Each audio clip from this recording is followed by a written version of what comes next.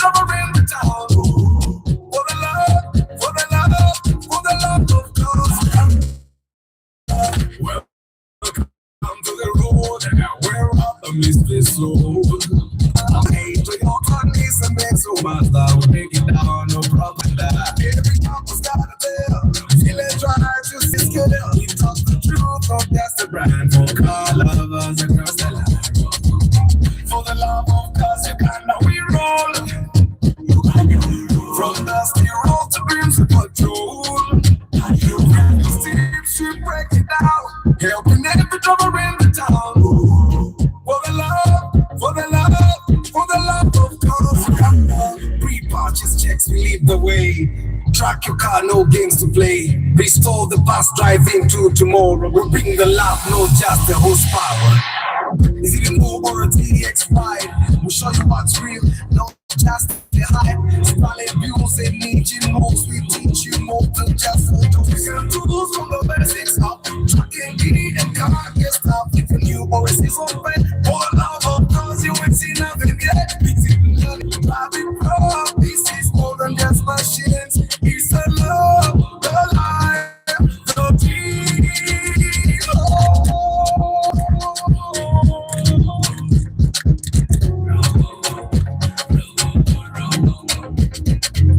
For the love of cause Uganda we roll. From dusty road to crimson patrol. Steps we break it down.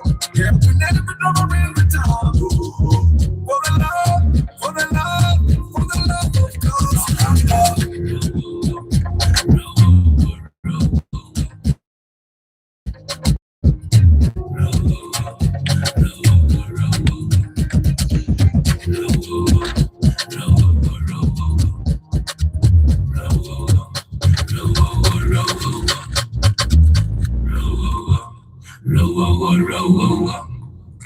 Good morning, my people. How are you doing today? Little Monday, 22nd September 2025. Omaka no tugutwara bagayi bange. How are you? How did you guys sleep? Muyombia Mark, Lawrence Omule, Paul Sema VIP, Karota Uganda, Gilbert Amanya, Chisembo Jose, Travel Live Vlog, Richard Wanga, Chairman Zach, Hussein Batuline, Charles Sebaduka, Muchunguzi Gerald, Antonio Random Things Presido, I pass the Makadeyu AM near Mulago. And of course, Charles Sebaduka. How are you, my people? Mwasuse mutia. Monday. Yesterday I was at a wedding. I was at a wedding, and I realized that weddings have actually evolved. I think, according to the people I was with,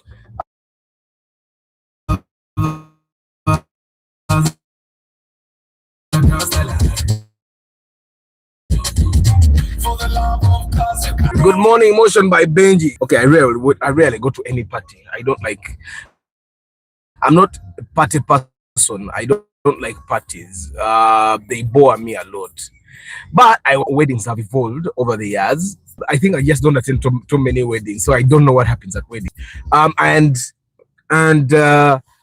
Like, you remember the times when they would have all weddings were intense, literally. Most of the chizibu kusanga tenting evera mu hall. These days they have weddings in halls, like party halls, like for 2 hour day in a hall. And when you're in a hall, one, you're not going to be affected by you're not going to be affected by rain. Yeah, that's one thing that is really good about it. But also, halls make sound very easy to manage. And also, I found that halls also help the decorators do their job very well. And they don't actually do a lot of work. They don't do a lot of work. Like yesterday, the wedding where we were. Okay, I think I just don't attend a lot of weddings. I think I just don't attend a lot of weddings. There were no balloons. There were no ribbons. There were a few flowers. I don't know what they call them. Drapings. Yeah, they call them drapings. And chandeliers. Like, literally the only decoration era kati abatimbi b'emikolo kye baba babeera abagagga. The only decorations that were there were chandeliers and drapings. Okitegeera? Yeah, there were a lot of chandeliers, like literally mimicking a house. I think decorators of these days, they decorate mimicking houses. Chikumi mujira we call a driving school. A driving school yabala ateka wo chikumi bate karuba steering. Anyway, we karuba steering. Omwana yazze okuyiga aba yazze kuyiga. So anyway, it was nice. The weddings from okay, the last wedding I attended was like a long time ago. I attended the wedding in 2021. I think it was in 2022. I attended a wedding, and that wedding, Zinavaunga Tenagwa. I think I left at around 7. This particular wedding that I was at yesterday ended by 6 p.m. And not like ended in Tamble to Gende. The MC had said, Mugende Midembe. Let's stand up, we say a closing prayer, and everyone can go their way. By 6, the wedding was done. Also, this wedding had about 200 guests. You get about 200 guests. Weddings are changing.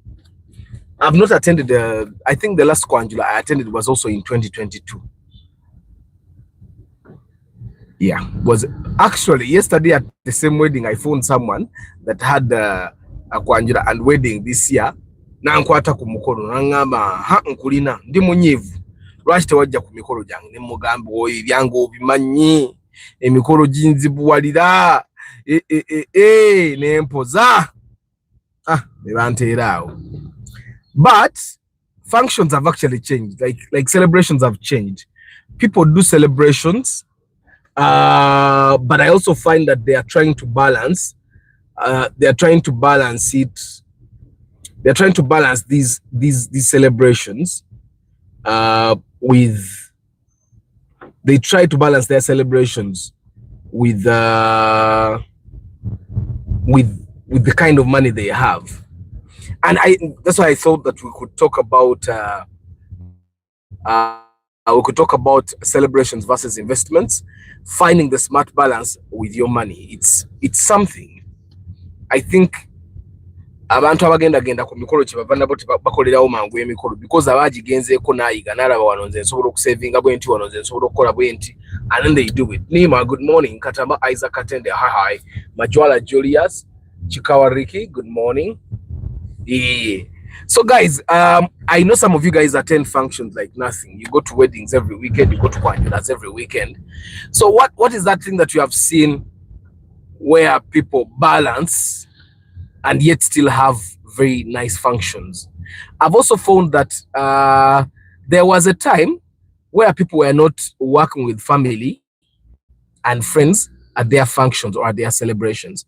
But I find that people are going back to the time where they are employing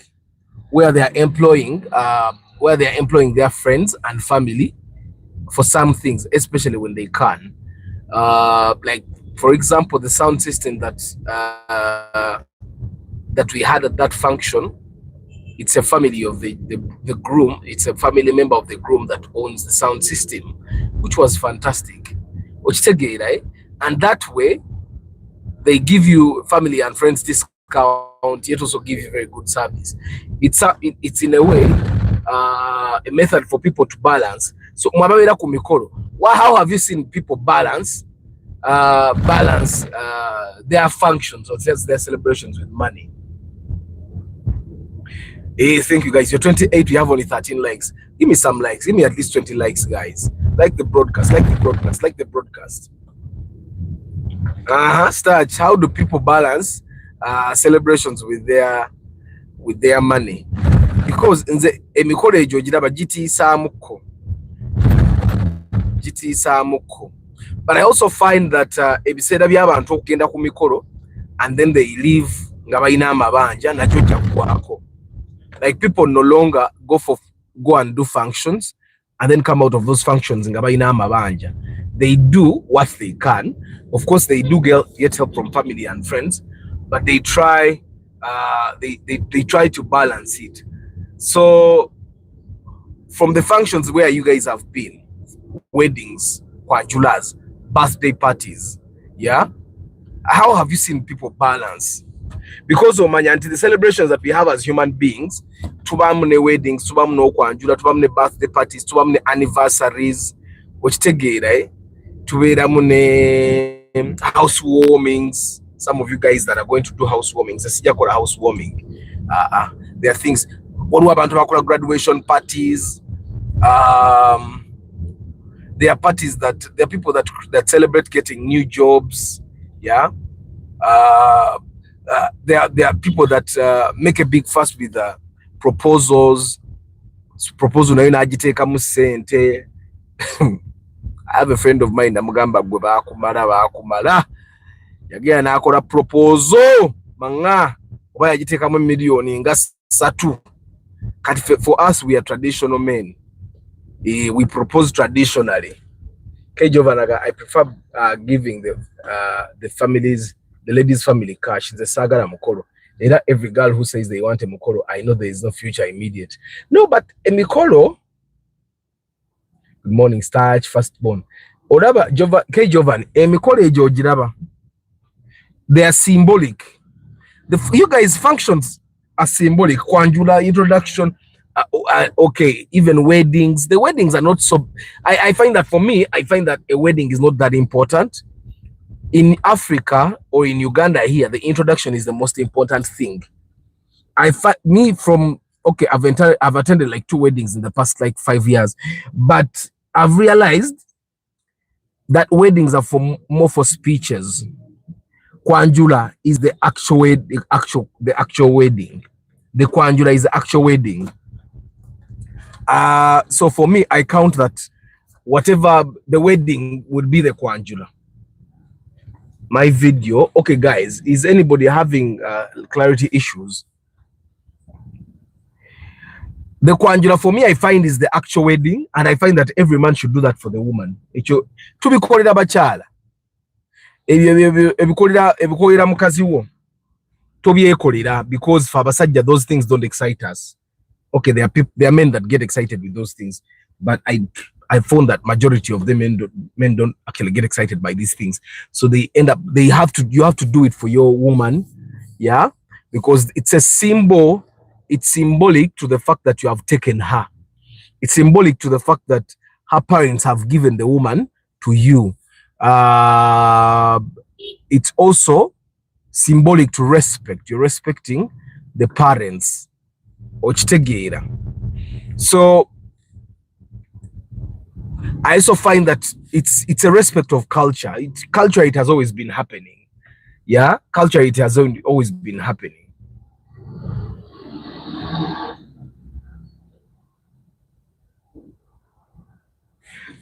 Kati starch netaga ekitegeeza nze zatayagala bintu bya meetings mwe nfuna akasente kange I get a planner nga mugakale tukoze tutya tuyiseewa netaga sente mmeka because nze ebintu bya meeting ebyo abantu beewombekera mu meeting nze simanyi bintu bya kwewombeka. I also find that most of the meetings that people do for their functions are for fundraising. Are for fundraising. Ate muna fundraising teriko mugagga na mwavu. N'abagagga nabo bakola fundraising. N'abagagga nabo bakolera ddala fundraising ne bafuna sente mu mikwano gyabwe. So because it would be ideal for you to think that maybe people are doing these meetings because they don't have money. Nete bachikola because they don't have money. Bachikola because they don't want to use their money, which is a very smart decision. So anyway, let's think, why do these celebrations matter? Tugende kucha culture. Jovan, culture is very important to us. It's one of the things that makes us who we are. Culture is one of the things that makes us who we are. Nti Giovanni ngo munyoro is respecting your culture. No manyanti mbuwangu obwaffe nga abanyoro bwobo ofunye omukazi ogenda mba omukazi ne bakulaba ne bakukkiriza nti you're worthy to take their daughter. Now, I also understand there are so many people abali mukawundo kakubyedirisa nga they are more successful than people that have gone ahead to do those functions. And there are so many people that are actually happier, that are very happy nga tebanakola mikolo ate bwe bakola emikolo the happiness goes away. All those things cannot be ignored, but that should not be a reason for us to not do those things to be kola. So the culture thing is very important, but you also need to understand, Jovan, that memories are important, and there are things that unless you do it, bamuna akadiwa mugenda bate muina kyemwogerako okitegeera. Of course waliwo abasajja abamu abakolo okwanjula n'embaga nga babikoze asobola okujjukiza omukazi nakuwasa nakunona nakusasula.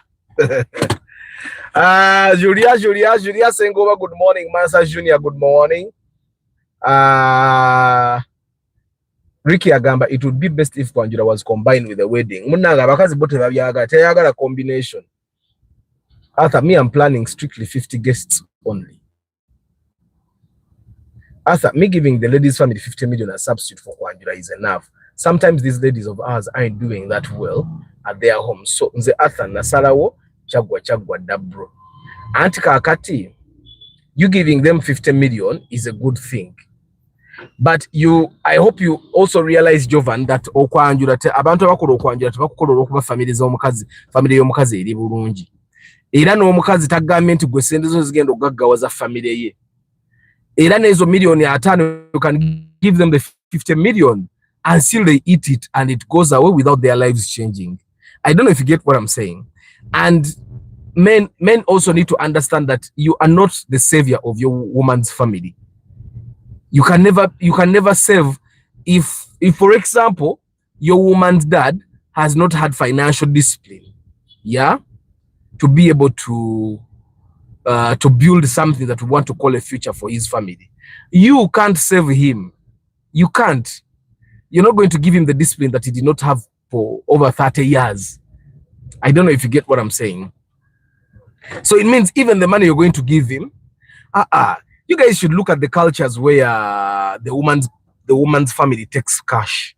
They are the poorest. Have you seen cultures where the woman's family is very strict about financials? Me, I was once a spokesperson at Kwanjura. Naninjogera side ya mwami. Before we entered, because we came late, they asked for 2 million. We paid the 2 million.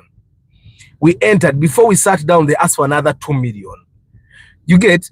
And when we paid the 2 million to allow us to sit down, they also said, don't sit down. The groom had already, they asked him for money over, I think, over 30 million. He had paid the 15 million cash that time, and he had the balance of how much. And they still wanted that money paid before. So the guy paid some money cash, but still those families are still the poorest. So, Jovan, you need to understand that functions are not just about the families taking property. I need you to understand this. I need you to understand it, because once you don't understand the significance of functions like Kwanjura, then you may not appreciate why your woman wants it.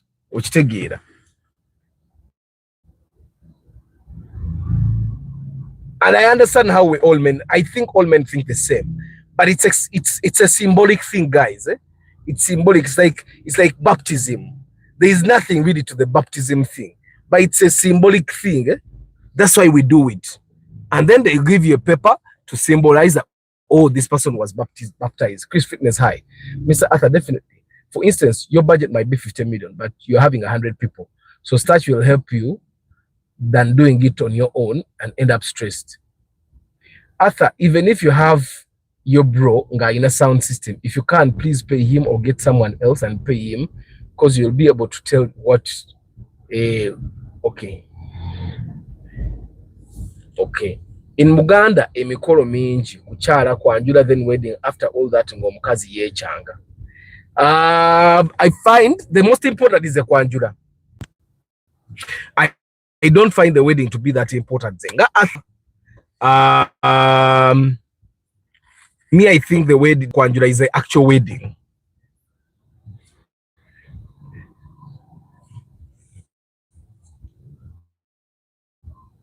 $50 sides is a Toyota Corona 1990 model after. Okay, I get that.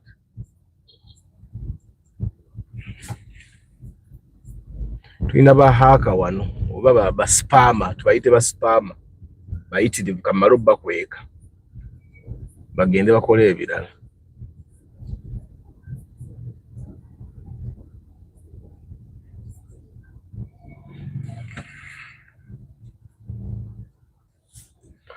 That's why I like the Muslim. We focus on the nikah. The rest are negligibles.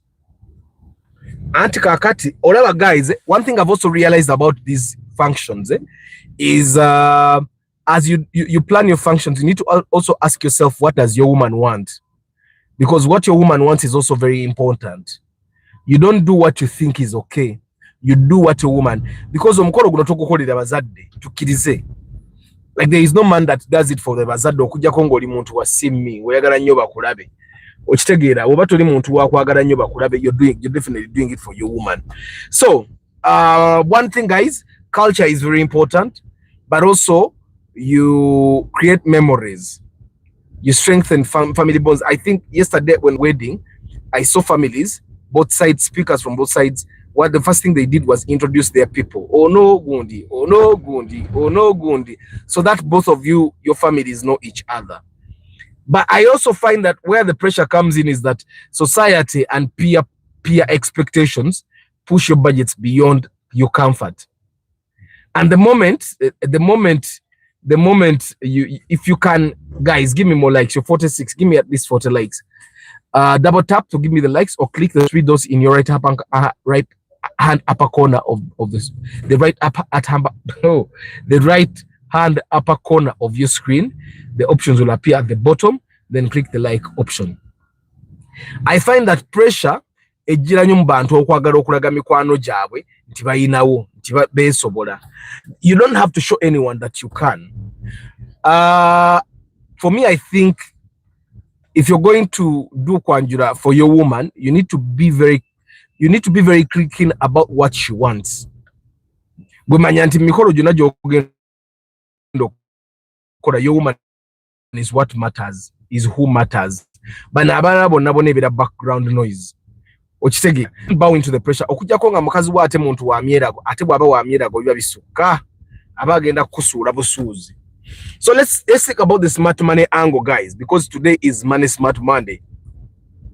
So it's important that whoever is going to do a kwanjura or a wedding or a kuchala, we have seen people that do kuchalas that are too big.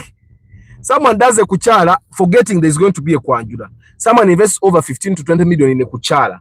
Guys, a kuchala is supposed to be simple. A kuchala is simple in a way that you don't give your woman's family money. Kuchala, of course you take stuff, but a kuchala should not cost you a lot as a man. The moment you're going to do a kuchala and you have to give your woman's family money, then it means either bavu nyo or baba kopi nyo. When I'm going to visit a friend of mine, I don't send him money to cook for me. I'm going to visit. With the introduction is definitely understandable. You're going to bring a lot of your people. But a kuchala is a visit. You don't do a kuchala and you go with 20 people. You don't do a kuchala and you go with 30 people. That's no longer a kuchala now. That is a kwanjura. A kuchala, you should go with like 4 or 5 people from your family to go and see the other person's family, and you tell them we are here, and then you end the day with promising the day of the kwanjura and wedding.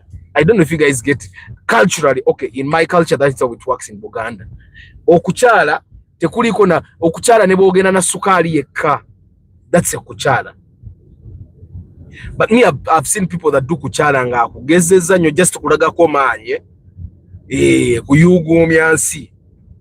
Ho omwana yayiye sente. Like I find that most of the times abantu abaga omwana yayiye sente, they don't really matter. They don't matter in your actually abantu abakungiriza, most of the time the people that praise what you do, that you're the best, you spent a lot of those people,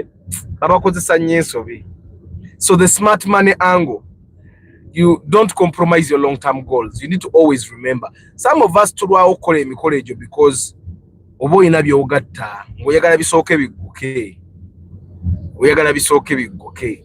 So don't compromise your don't get peer pressured, but also try as much as possible to not compromise your long-term goals. You want to build a home for your kids, you want to buy a better car, you want to build rentals, you want to invest in money markets and stuff like that. You can scale down your function, you can scale down the budget, you can ignore some guests so that they don't come. And when someone tells you tasobola kujja, ati tomugaba bambi jangu, nkitegeera oyo omanye nti avuddeko. And I also find that if you can do the function without getting money from people, do it. Because the moment you do the function and you get money from people, everyone that has given you money majority of the time is going to want to come, and that might end up compromising. And I find that there are people that have gotten money from people to collect money from them, and they end up using like 50% of the money collected for the functions, and the 50% nebaziteeke ewalala. Okitegeera. So guys, let me ask you, what's the best financial decision you've seen around a big wedding or a kwanjula? Chiche bakola nogamba na abantu nga bali smart. For me, I think these days the smartest decision is having your wedding in a hall and not outside where you have to hire tents, because normally halls come with chairs, and when halls come with chairs, chitegeza togenda pangisa botebe. The hall comes with security, because most of those halls are licensed to have functions. So you're not going to have to get police clearance. If you have your function outside, you're not in a gazetted hall, in a gazetted place for weddings and stuff like that. You have to go get permission from police, get police officers. But halls, they come with their own security. So no one is going to come and disturb you until wetaga police. Okujja konga they are corrupt or evil. So what's the best financial decision you've seen around a big celebration like a wedding? For me, I think it's just having functions indoors is a very smart move. You eliminate the need for tents. And like yesterday at the wedding where we were, it rained, like real rained, like 4 times. It rain stopped 4 times. And because we were inside, we did not even notice. So omukolo gwasigadde kugenda maaso nkubanga bwetonnya naye nga n'omukolo bukolaki nga n'omukolo bugenda maaso. So you guys share with me what's the best financial decision you've seen around a big celebration like a wedding.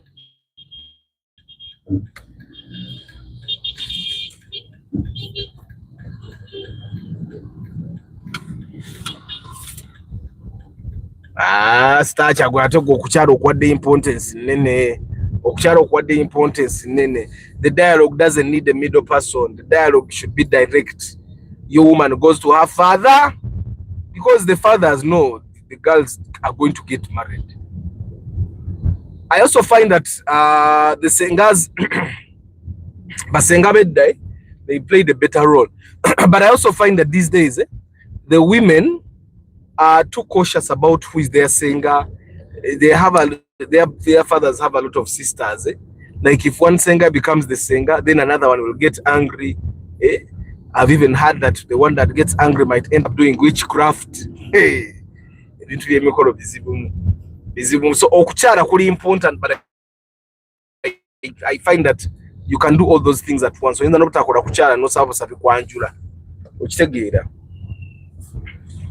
The most important thing is the motive behind the celebration and who you are marrying. Isaac, kati olabika otandise kukangamu kati oli mukangamu. What are you talking about? Omukolo gukolera mukyala.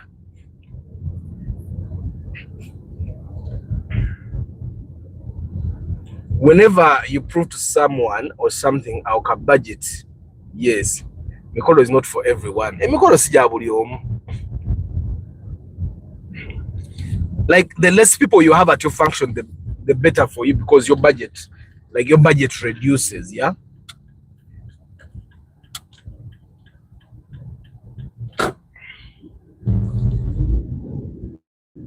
Nakwata akakubo kange kano erisi kyaita yokuba wabayo kajjamu. Nowadays the mikolo is expensive. Now there was a gig I got. It was kwanjula only the mega tent was 15 million, not the core. Kati ogamba 15 million kuchala. Ati na ye omuntu ze gwemanyi yakola okuchala okwebbeeyi yali ayagala kulagako maanyi. Ayagala kulaga mukazi nti abisobola abimalanga. Okitegeera eh?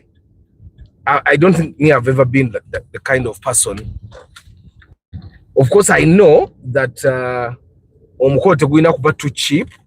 Abantu balina okunyumira, but ate sikulagako maanyi. Stephen Muria, hi. People who take a lot of things on kuchala have no intentions of going back for introductions, or they will take long before going back. Yeah, most of them don't have an intention of going back. But I've also seen parents are very sharp these days. The mother especially. The mother, if they are still together with the father, will say, this mostly happens when the mother and the father are still together. The mother will tell you, tetukola kuchala. Engeri jojja tukolere ddala mu okwanjulanga kutono, because the goal for the mother is to see their daughter taken properly and as early as possible. People want to attend mikolo, so it's hard for someone to contribute and not attend. But me, I can contribute and not attend. Mikolo jimenya katemulaba. Yesterday I was at the wedding and time for the broadcast came. Nga ntudde nga sobola kufuluma. I could not get out. Kati broadcast negendera awo. Ntale Samuel, good morning. 90% of ladies do not want those whole celebrations. They want to show off just. Bakazi benna kusono bagenze bakende batereza. Atala boy child wa kufa. Nze kanvuge Subaru. Nve ku function. It's at times too much. But you know, Jovan, with 50 million you can still do a kwanjula and still be happy. Ochitegeera. You can do a kwanjula and still be happy. Jovan, you're not the savior of your wife's family.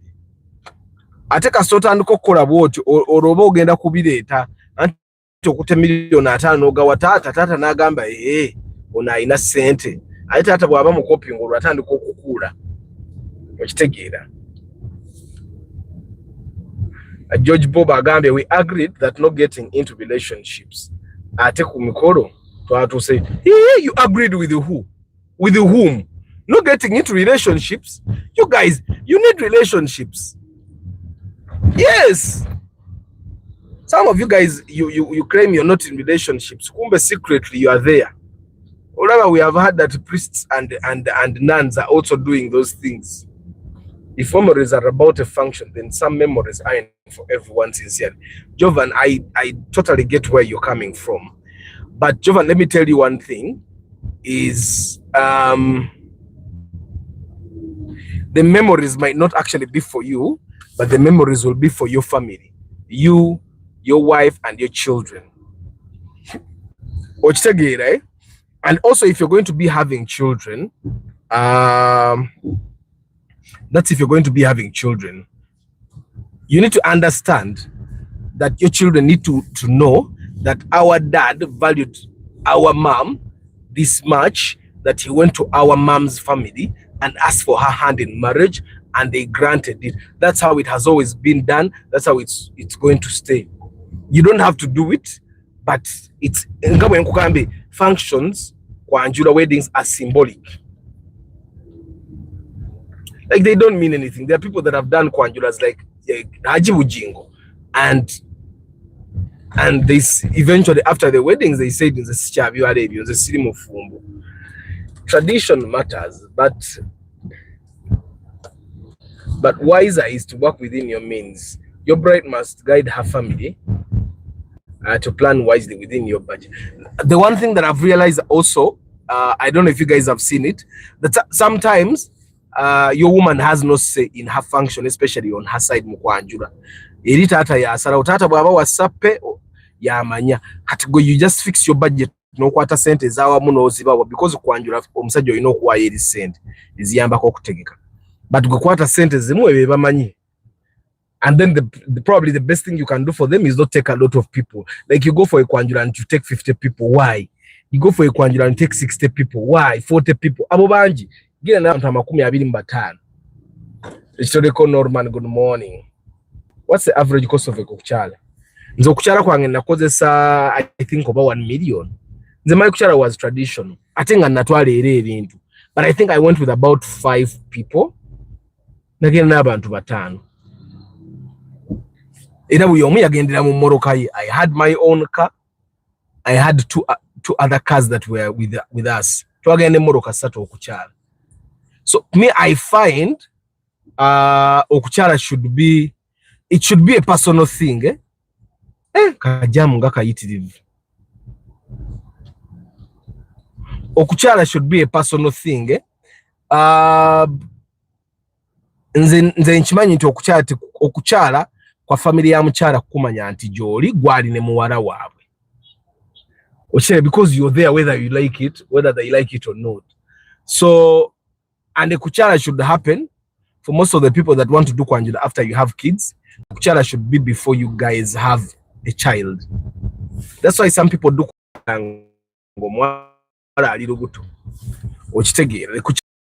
before you have kids. If you plan to have kids before the kwanjula. And then the kwanjula can happen at any time.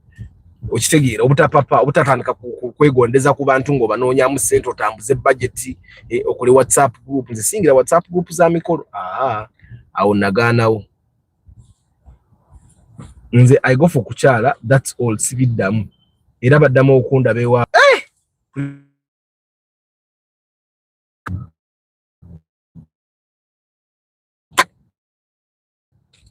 Are you sure the camera is not clear? Let me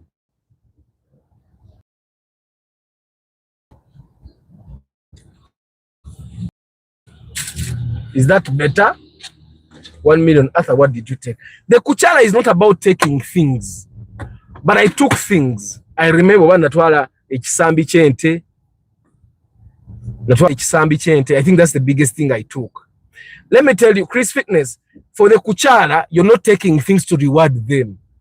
For the kuchala, you're literally just replacing the food they have cooked for you and your people. Ochitegera Chris. Mukuchala, you're not rewarding them for anything. You're not giving them anything. They have. Ochitegera. Mukuchala, you're just saying mwebale kututegekera bino bizeewo we mujje.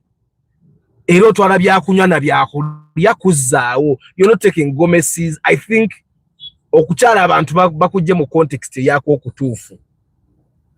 If possible, we need to hear what the ladies' side can say. Most of us here are men. Please, Arthur, invite for a lady's opinion. Antika akati, Jovan, buliwono, I find that omukyala bw'onoomuyita akusalirawo ki ky'okola. N'omugamba kukyala ko oyagala ki? Awe wava ensobi. I have seen people that did a kuchala that cost them 7 million. And then they struggled for a kwanjula. No gamba, lwaki kuchala tebakozesa sente entono zinenda ne bazigatta kwanjula. I don't know if you guys get what I'm saying.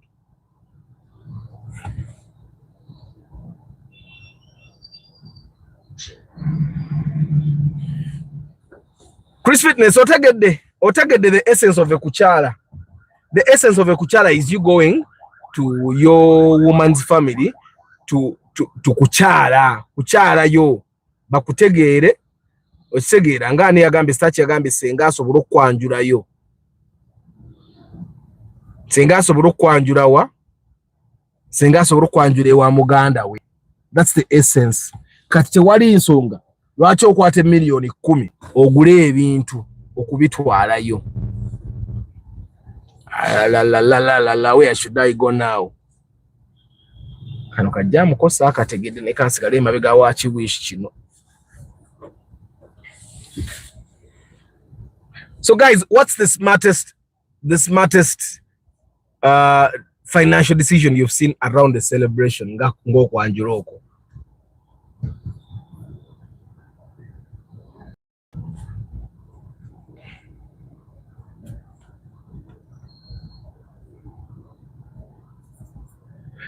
But you guys need to understand that there is culture, there is memories, there is building community as well. Like for example, nabade kumukoro, I realized that 2 members from here from YouTube were also there. Ngasinaba nagenda kumukoro, someone shared the status of the bride and the groom nga bali ku church, kubanze ku church sagenzeeyo. Ochegera, and then they ask, you know these people? Nemuga, yeah, I know these people. So can't you see, we created a bigger bond. Arthur, your kuchara, was it inside the house or something small outside? It was inside the house. Guys, kuchara kuina kuba munda mu nyumba. Lwakubanti kala bavuka bena kutunotwagala okulaga. Okuchara kuba kwa mu nyumba. The moment you take the kuchara outside, bigati ddala lumu okola okwanjula. Ochegera, okuchara kuina kuba kwa mu nyumba. Kuina kuba kwa mu nyumba, mulirana ku dining mwenanga bwe muzze. Mutula ku dining ne muli emmere bomba mulidde. Okitegeera okukyala kuba kwa mu nyumba Chris Fitness ebweru tolina kyonoonyayo. Nsobola okukola obwakkojjanze. Okukyala buli family eketalinga for their costs. Kati gwate gwe ng'omusajja costs zo sina costs. Gwe costs zo ziba zaakuzaawo costs z'abali. Ontegedde? Because amafuta buli omu yavuga mmoroka ye. Nze nalina abantu buli omu ng'avuze mmoroka ye. Ne baba kajjaamu kaliro sikategedde. Nze nalina abantu buli omu ng'avuze. Once you give a woman to decide, they will advise you put 1 million to each of her parents. Thank you very much, Travel Life Vlog.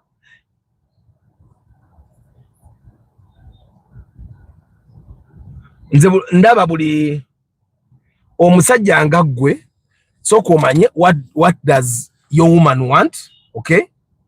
Bw'omanya kyayagala, the moment the wife gets pregnant, I will do a kuchara.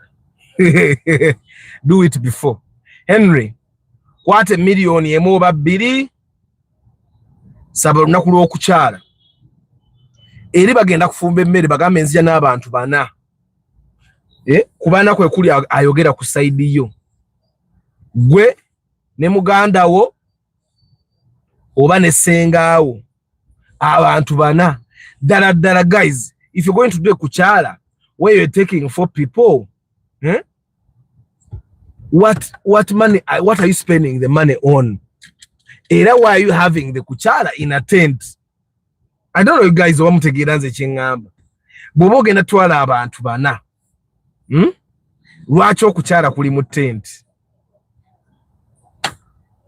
Kuba ne decide kati eri side yebesinga n'abantu because baganda ba mukyalawo bonna bagenda kubeerawo. Okitegeera, what if the lady's family plans to invite the extended family? Some families will want to take the ceremony outside their house. That's their business. That's not your business. Okukyala, guys, let's make this clear. Okukyala should never be a big function. Bagenda kwavuwaza kasaba tandika ebyo. Ate okukyala now don't make it a big deal. Zuko olunaku lumunze me I went to kukyala nga mama bantanatanga nabeera nange. Wake up one morning omugambe njagala kukyala gende wasengaawo sabo. Ate omugambe okukyala kubeere kukyala tujja kukola okwanjula. Okukyala kubeere simple ngenda kujja n'abantu 4. Kati tewali family ensiru to the level nti gwe bategedde ogenda leeta abantu 4 bo baleeta abantu 8. Kati abantu 8 bo baleeta baaki? Okitegeera bajja kwavuwaza bata nti obulaba nti abantu bangi tebaddayo. Okitegeera kati okwate sente okwate okukyala okozesa sente kumpi ezikola okwanjula. Not very smart. So guys, okukyala kulina kuba very simple. Mu kukyala tetwala yadde ekirabo. Mu kukyala ebintu byetwala tuba tuzaawo bye bakozesezza. I don't know if you guys, mu kukyala tewalina kubaawo na music. Mubeera mu kunyumya families to get to know each other. Okitegeera ababaddewo munyumyemu mugaye mujebale Me, I remember how my kuchala was. I have a relative of mine, abanga Uganda wa jajja wange. For him, he has been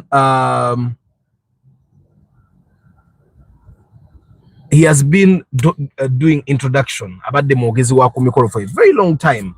Weddings, kwanjulas, so we planned this. Because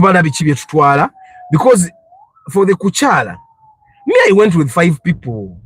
5. With the kuchala, twatula wansi with that gentleman. Nangamba Arthur, mu kuchala, tuzawo bye baspendinze. So you take food and drinks. Almost byange ebyokwanja naye biba bitono on a very small scale. Because toina bongamba nti your family has prepared for 4 of my people and I'm bringing a fuso of things. Ochitegere, right? Toina bongamba nti your family has prepared for 4 of my people and I bring a fuso of things. So, but I don't know.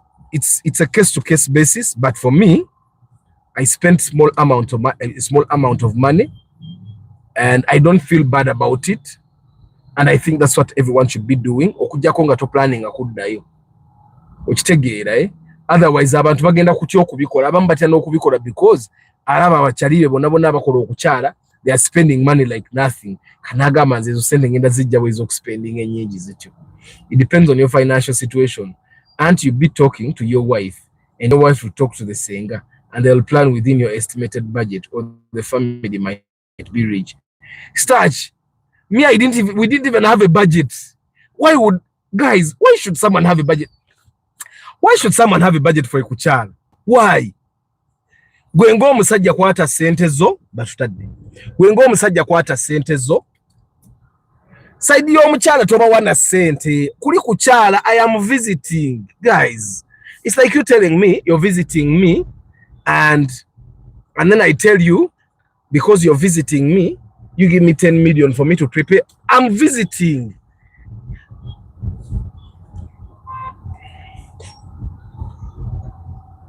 I'm visiting. A visitor doesn't give you money to prepare for them. Nze mukuchalo kwange, I think the family did not even expect anything from me. Netumala okulya nga tunatera okusibula, netuka tugenda mu mmotoka netujjayo ebintu, netubibawa okuzaawo bye baspendinze. That's the essence of a kuchala.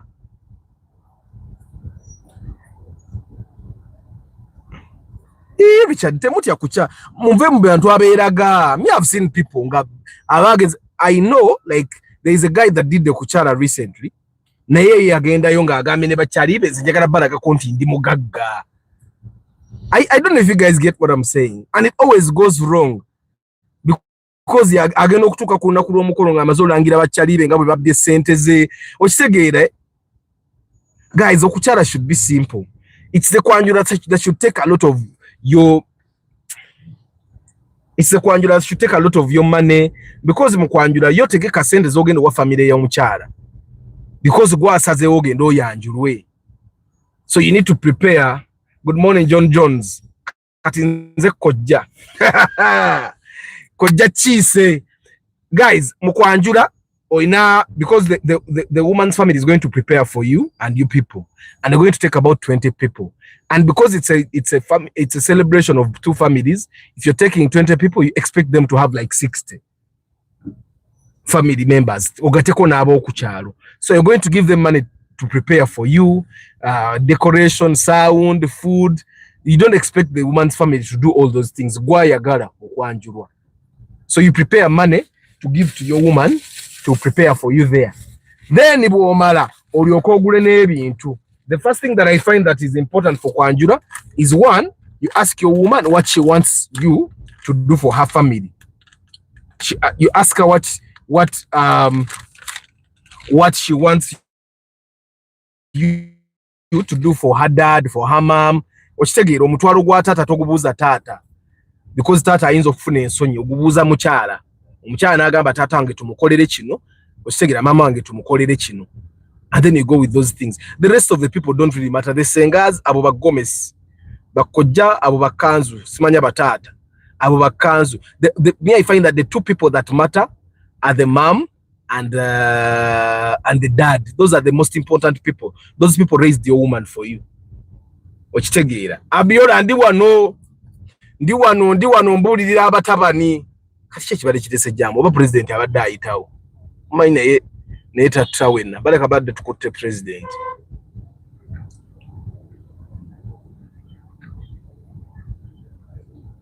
Kuberi yonna ndaba Wakalu.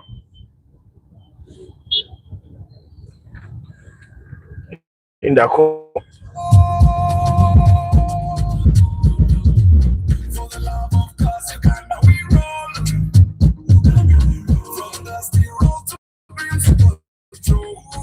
Hello.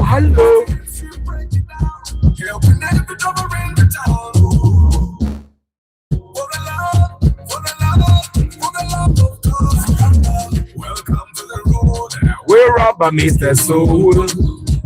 For the love of God, Uganda. I find that ekintu kya Chris kyayogedde kikulu nti you might want to take 4 people naye ate family y'omukazi ku kukyala neyagaleete be bamanyi gwe bw'olaba nga bakigezezza nnyo ng'okufuula okwanjula.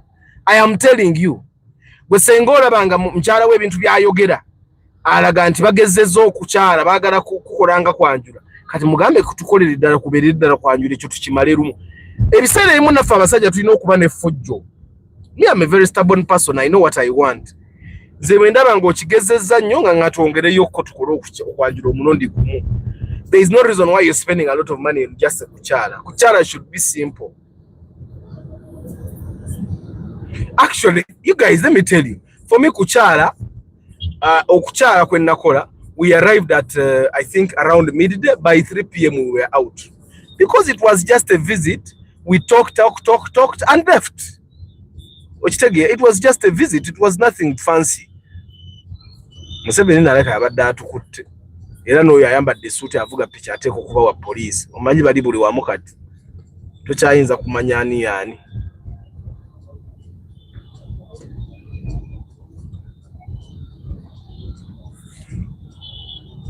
Nze Giovanni nange onsabe fuso eyebeera game over. Ate olumba ayinza obutakusaba fuso in actual sense, but their arrangement nabo wakagali mbadde mukubye ebyuma. Then omuntu avuga eggaali mu kibuga Kampala wanaaba mugumu oba tuyite waggulu leero. Abayi katuyite waggulu. There is a route gye njagala okugezesa njibalage. Tubaye tetugiyitanga mukko, but let's go and use it today.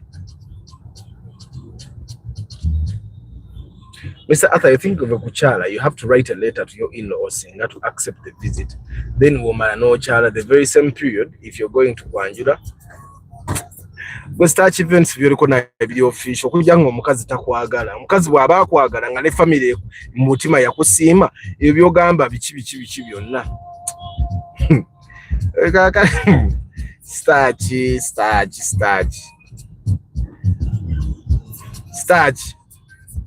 Starch.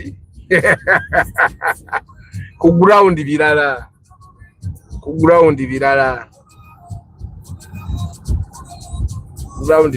Ebbaluwa bawandika ya kwongerayo mukolo, tebawandika ya kusaba mukolo. Ebbaluwa wandika ya kwongerayo mukolo.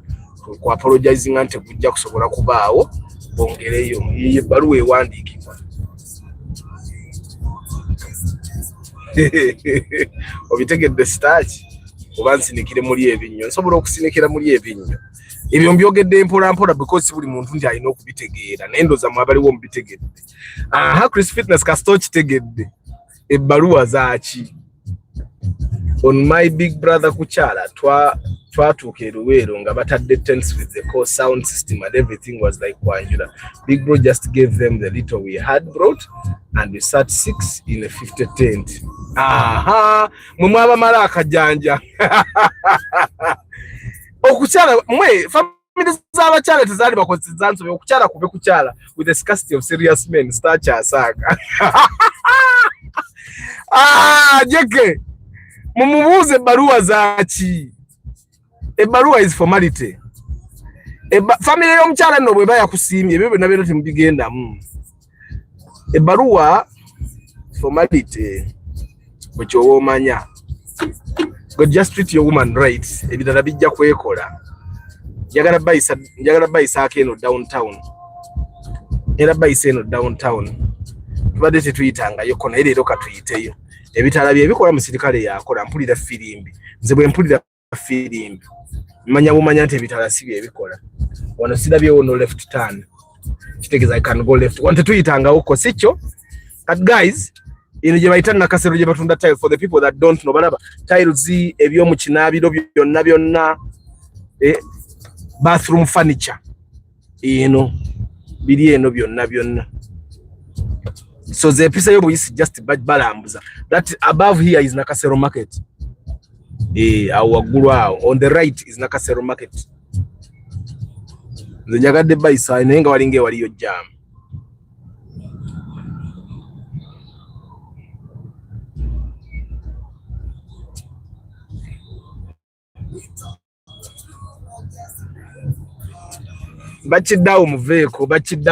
bakiddawo si atambuza emikolo gyonna nze mu family yange nyinayo jjajja wange mwogezi wa ku mikolo omukolo agukolera ku bayibuli olaba nange yanjigiza nange nemberako omwogezi w'okwanjula olakuba kwange kwali kwa luzungu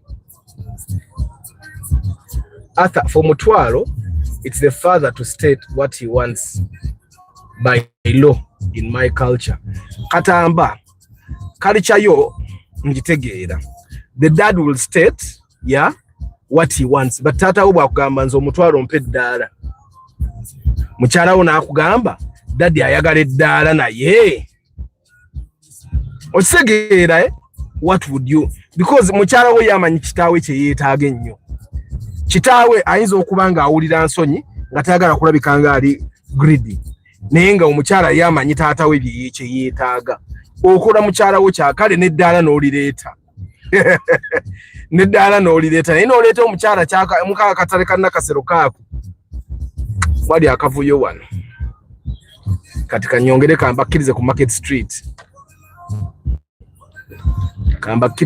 street kuba abamu kumwe market street temugimanyi yeno market street kati simanyi nange kireka bagiyita market street because eri emabega waggulu waliyo Nakasero market wano bannange ebintu bikyuka wano wabanga jjaamu kuno ng'osobola okujja mu kajjaamu kawa n'okamalamu essaawa 2 nga tekatambula but somehow wano watambula kati olaba awe wali frame ko akapanda ako kalabe frame ko awo we basinga okukola frame mwabagenda mu kwanjula abatwala biki awo ojjaawo n'onoonya frame ko ng'ojja na kifaananyi kyo ne bakiframinga bulungi they have all designs n'otagenda gula bu frame buli obwaba China obunafu zino frame bazizimbira wano for the people that don't know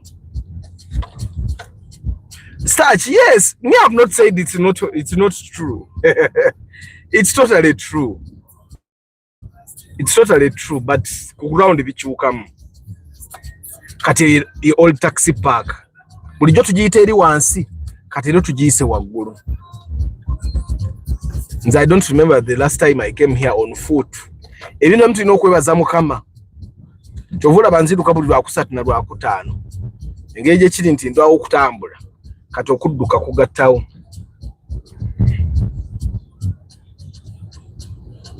these days you can't go empty-handed and people see you with good and genuine eyes. It's better to go with something. Mukuchala, obviously, you guys. Mukuchala, you take things. Nze million jemba gamba yonna yagula bintu bye natwala. Osegera sibala mafuta ge navuga. Osegere nze noyo jjajja wange yayogera kukyala kwange samo ya de 10. Era naye yavuga moroka ye. Okitegeera. So a million jemba gamba yagula buguzi bintu bye natwala. Tewali kirala kiyakola. But of course someone might come and disagree and say Arthur wali mukopi. Nayenze no me I don't care oba nali mukopi oba sali mukopi katika tuyite wano mukana akakuboka wansi wa pioneer mo. Some of you guys buno obukuwo temubumanyi temutana kuyitayo. Amukumete mumanyi na makubo gano bwe gatambula. This is how the ine kubo lyali nange limbuza buzanga manyitsa one way.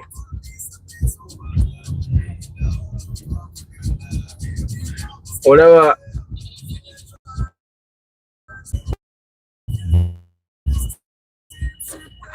guys ebaluwa Antonio jayogerako eyokugattibwa eyo ndala start ebaluwa ndala mukuzi eno eyokugattibwa yo balina ogikuwa ate teba yakugattibwa igamba mbakkiriza mugende mukole ebyammwe you don't nze setaga baluwa yakugattibwa nze bwe mmala okwala kuba nkikutudde mukazi aba wange okwanjula is a wedding. Ago Arthur, it seems weekend was tight on you. You missed it. Man, iguru nabadde kumbaga kyo bula topic ezebweti. So guys, mujukire waliwo ekintu kye bayita emotional return on investment. Especially on the side of the woman. Omukazi awulira nga ali appreciated bw'okola emikolo gino.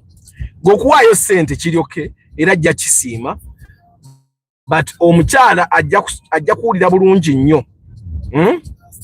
Ng'okoze omukolo ogwo. Emotional ROI. Return on investment. My guy. But most of it all, celebrate within your means. Kyonna kyonna kyokola kikole within your nze byenkola nze sikola kintu out of my means. And also it's important for you to try and balance. Tokola bukozi mukolo gwa kinyumu nekola ngo olime kumaliza mukolo ngo oli mukalu. And of course also be intentional, know what matters. Know what chovola bankugambye. You know lukumi. Nakula kugula watermelon era wa watermelon yakoze. Watermelon mulaba ayine sappe. Ayina chain zonna wali eri. Ba watermelon. Biri. Esava. Chechiriwo. Muje mba mmanye simu yange temulaba weere ekikonde kyange kiri steady oli ajja bapa be ekikonde kono gugende nga gunuuse. Dr. Kisenyi ebya Kaisari bya Kaisari n'ebya Katonda bya Katonda. Kati mwe you guys some of us bwe tuba tukola wedding tezigenda mu church. Tugenda wali eri ku RSB bintu byaffe byangu tetuzibuwaza bintu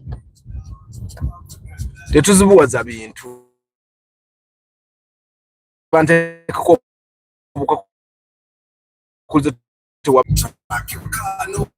Antonio baloke bata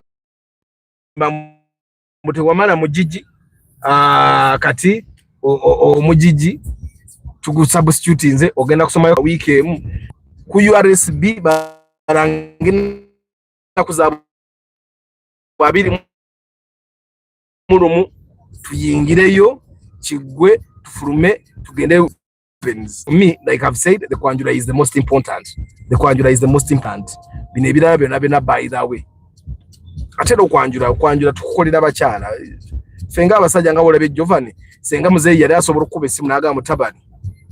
Nze nzijamu. Hey, senga natandika dda ne wemba mujje mu installment. Senga kati n'atera n'omumalayo. Agamba mutabani nze nzijamu nga tunegotiatinga. Muzeeyi obadde ogamba otya? Yani mutabani nzija kumpa million zangana. Aye nkuweko mmeka kati. Okitegeera? Senga byali bwe bitu senga ffe natwamala dda. Oba oguze buguzi kintu kyo. But the kwanjula is a symbolic thing. Nti owaayo ebintu ebitranslating into money. Noba ng'omuntu oguze mugudde owaddeyo kusiima. The fact bw'otandika okugabira aba in-laws bo ssente obanga agula omukazi, and that's not a very good sign. You don't want to do that. You don't want it to seem like you have bought the woman. Ba kati fa abamu abadde nawe ebbanga lino lyonna nga tomuguze. Okitegeera. Kati you don't want to go and give money there. So it seems like kati muguze. So Jovan tandika okutegeka emikolo va ku bintu by'okwagala. Subaru yo givuge naye n'emikolo gitegeke.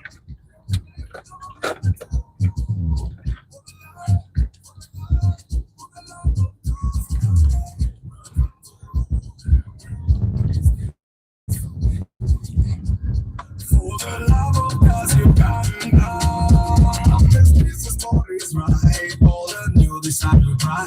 Toyota needs to make so much that we make it down, no propaganda. Every papa's got a tale. Feeling try to see the scale. We talk the truth, oh that's the brand for color.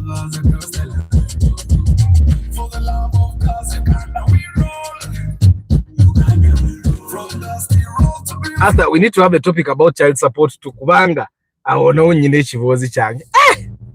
Jova, what happened? Chechaliwo. Chechaliwo. I don't take you. My parking yange yakweroza.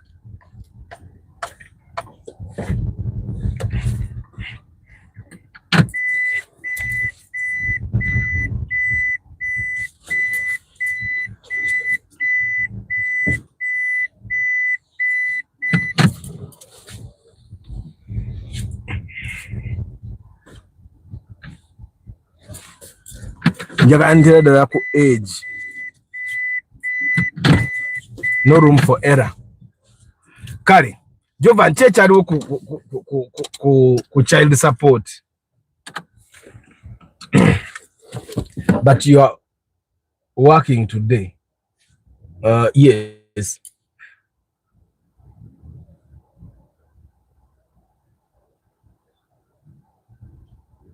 Nze omukazi, I just pay monthly costs direct at the supermarket where they shop for the child. And I want to be present. That idea of kumujam to him. Nze mu church sina kyenonyayo namwe. Recently I learned that obukwakulizo bonna church bwessaawo mu mateeka tebuliiyo. Babuteekawo buteesi mbusimanya bakusomese anga abakusomesa tebawufumbirwangako tebawasangako mbu bakusomese obukwakulizo bwabwe bunakakwakulizo kagamba mbuno there is no divorce kaabwe even in the church marriage ne marriage ya URS byebimu Arthur is buying a Raktis 2010 at 30 million realistic with 15 million as the first deposit. Omuntu yenna nseba akwata ku million 15 ku sente zo abakuguzizza bulungi nze nkubuulira ge nakwata ku million 15 ku sente zo abaguzizza bulungi nze omukyala namugaa ku URSB marriage n'atandika okuyekyanga mwana nze yansobera yekyanga ki mutereeze. Other tribes don't have kuchala in their culture. I negotiated into direct. Exactly. That's what it's supposed to be.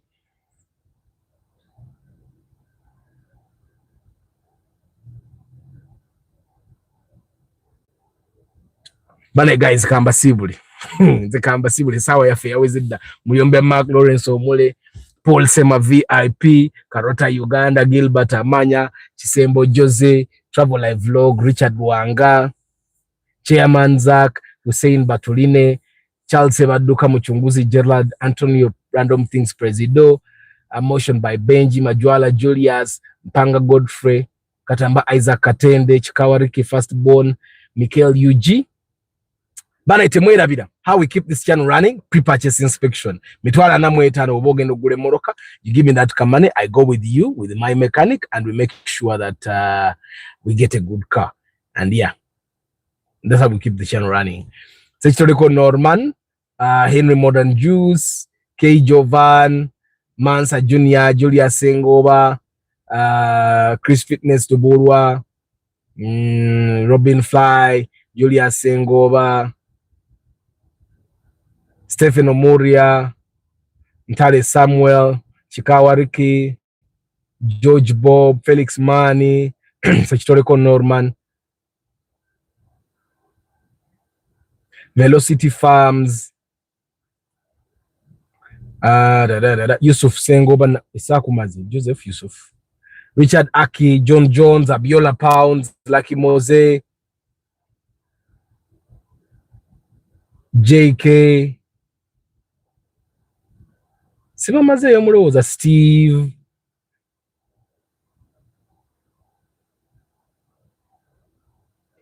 Lucky Mozagambe, the reason I'm going to start rearing cows to surrender to wives' parents in initiation ceremony. Bamazeyo.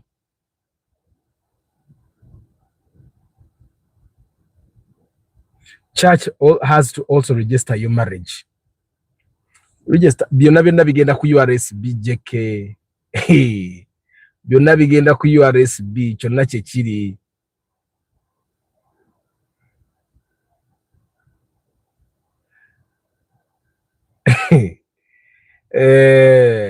abo mukamoli, I don't take it for granted. Tomorrow mulange ku business za mwebanage. I'm looking for something and njagala ku support a member. Anyway, guys, thank you very much for being part of this broadcast. I wish you a very lovely day. I'll see you tomorrow on Market Tuesday. Ciao, ciao. Let's see.